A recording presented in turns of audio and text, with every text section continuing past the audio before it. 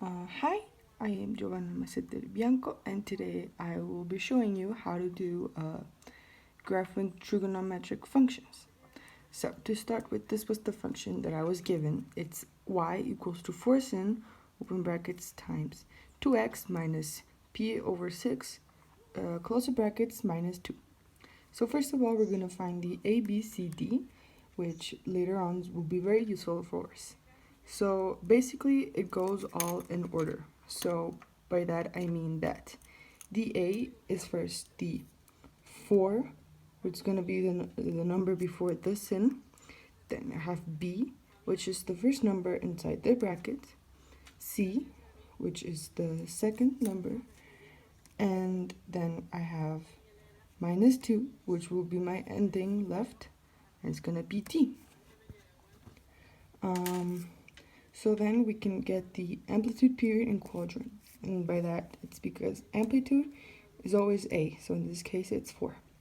Our period, the equation is 2p over b. So we replace the b, we put 2p over 2, and it will go 2p. The quadrant is a period over 4.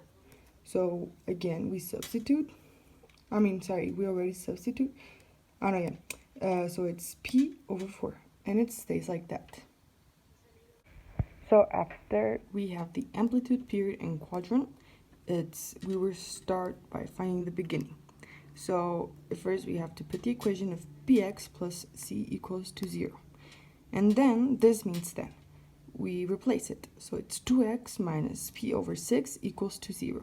Then 2x minus p over 6 equals to 0, like just taking it out of the bracket.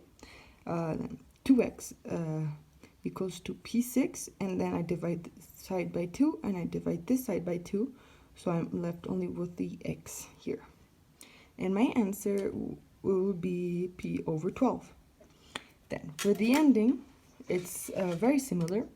We have to put bx plus c equals to 2p, that's the formula, and then we just once again replace it. So it's 2x plus p over 6 equals to 2p.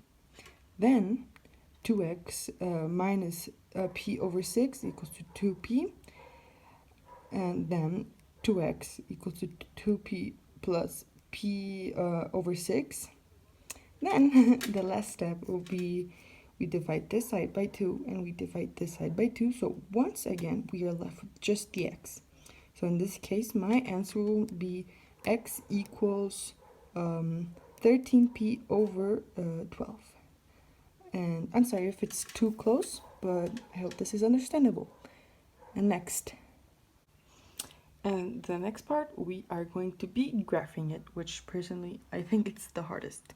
So once again, I wrote the beginning and the ending. I put different colors so we didn't get confused. And I put our A and our D because they will be very useful in this moment.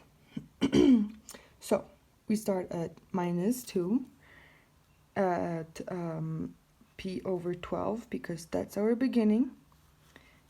And so it goes a graph like this, and even though it didn't fit, I know that my last one will be 13, 12, and it would end exactly on this line. So pretend it's 11, 12, 13, it would end like right in this line here.